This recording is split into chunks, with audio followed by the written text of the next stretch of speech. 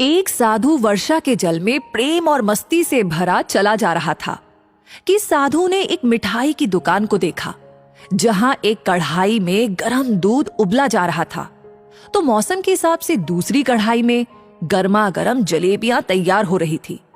साधु कुछ क्षणों के लिए वहां रुक गया। शायद भूख का एहसास हो रहा था या मौसम का असर था। साधु हलवाई की भट्टी को बड़े गौर से देखने लगा। साधु कुछ खाना चाहता था, लेकिन साधु की जेब ही नहीं थी, तो पैसे भला कहां से होते। साधु कुछ पल भट्टी से हाथ सेंकने के बाद चला ही जाना चाहता था कि नेक दिल हलवाई से रहा न गया और एक प्याला गरम दूध और कुछ जलेबियां साधु को दे दी। साधु ने गरम जलेबियां गरम दूध के साथ खाई और फिर हाथों को ऊपर की ओर उठाकर हलवाई के लिए प्रार्थना की। फिर आगे चल दिया। साधु बाबा का पेट भर चुका था। दुनिया के दुखों से बेपरवाह फिर एक नए जोश से बारिश के गंदे पानी के छींटे उड़ाता चला जा रहा था। वो इस बात से बेखबर था कि एक युवा नवविवाहित जोड़ा भी वर्षा के जल से बचता बचाता उसके पीछे चला आ रहा है। एक बार इस मस्त साधु ने बारिश के गंदे पानी में जोर से लात मारी। बारिश का पानी उड़ता हुआ सीधा पीछे आने वाली युवती के कपड़ों को भिगो गया।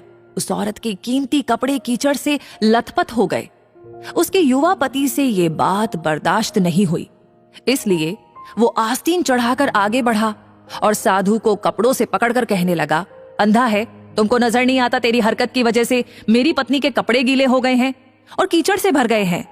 साधु हक्का बक्का सा खड़ा था, जबकि इस युवा को साधु का चुप रहना नाखुशगवार गुजर रहा था। महिला ने आगे बढ़कर युवा के हाथों से साधु को छुड़ाना भी चाहा, लेकिन युवा की आंखों से निकलती नफरत की चिंगारी देख वह फिर पीछे खिसकने पर मजबूर हो गई। राह चलते राहगीर भी उदासीनता से ये सब दृश्य देख रहे थे, लेकिन युवा के गुस्से को देखकर किसी में इतनी हिम्मत नहीं हुई कि उसे रोक पाते। और आखिर जवानी के नशे में चूर इस युवक ने एक जोरदार थप्पड़ साधु के चेहरे पर जड़ दिया। बूढ़ा मलंग थप्पड़ की ताब न झेलता हुआ लड़खड़ाता हुआ कीचड़ में जा गिरा। युवक ने जब साधु को नीचे गिरता देखा तो मुस्कुराते हुए वहां से चल दिया। बूढ़े साधु ने आकाश की ओर देखा और उसके होंठों से निकला, वाह मेरे भगवान, कभी गरम दूध जलेबियां और कभी गरम थप्पड़, लेकिन जो तू चाहे मुझे भी वो पसंद है। ये कहता हुआ वो एक बार फिर अपने रास्ते पर चल दिया। दूसरी ओर वह युवा जोड़ा अपनी मस्ती को समर्पित अपनी मंजिल की ओर अग्रसर हो गया। थोड़ी ही दूर चलने के बाद वे एक मकान के सामने पहुंचकर रुक गए। वो अपने घर पहुंच गए थे। वे युवा अपनी जेब से चाबी निकालकर अपनी पत्नी से हंसी मजाक करते हुए ऊपर घर की सीढ़ियां तय कर रहा था। बारिश की वजह से सीढ़ियों पर फिसलन हो गई थी। अचानक युवा का पैर फिसल गया और वह सीढ़ियों से नीचे गिरने लगा। महिला ने बहुत जोर से शोर मचाकर लोगों का ध्यान अपने पति की ओर खींचने की कोशिश की, जिसकी वजह से काफी लोग तुरंत सहायता के लिए युवा की ओर लपके, लेकिन देर हो चुकी थी।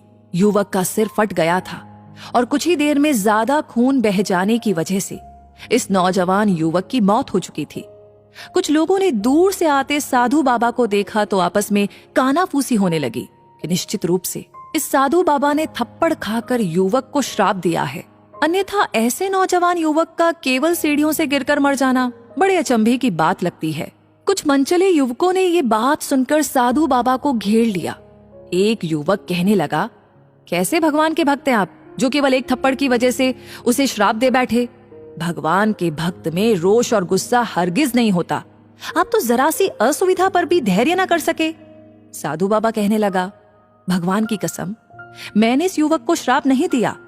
अगर आपने श्राप नहीं दिया तो ऐसा नौजवान युवा सीढ़ियों से गिरकर कैसे मर गया।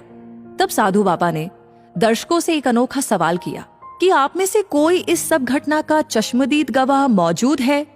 एक युवक ने आगे बढ़कर कहा, हाँ, मैं इस सब घटना का चश्मदीद गवाह हूं। साधु ने अगला सवाल किया, मेरे कदमों से जो कीचड़ उछला था, क्या उसने युवा के कपड़ों को दागी किया था। युवा बोला, नहीं, लेकिन महिला के कपड़े जरूर से खराब हुए थे।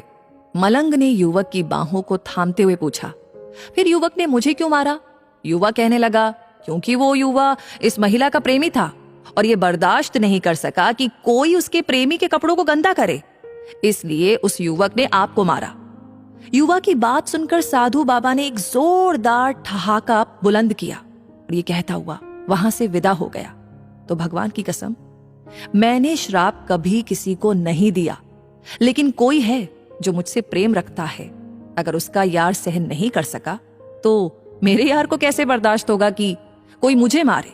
और वो इतना शक्तिशाली है कि दुनिया का बड़े से बड़ा राजा भी उसकी लाठी से डरता है।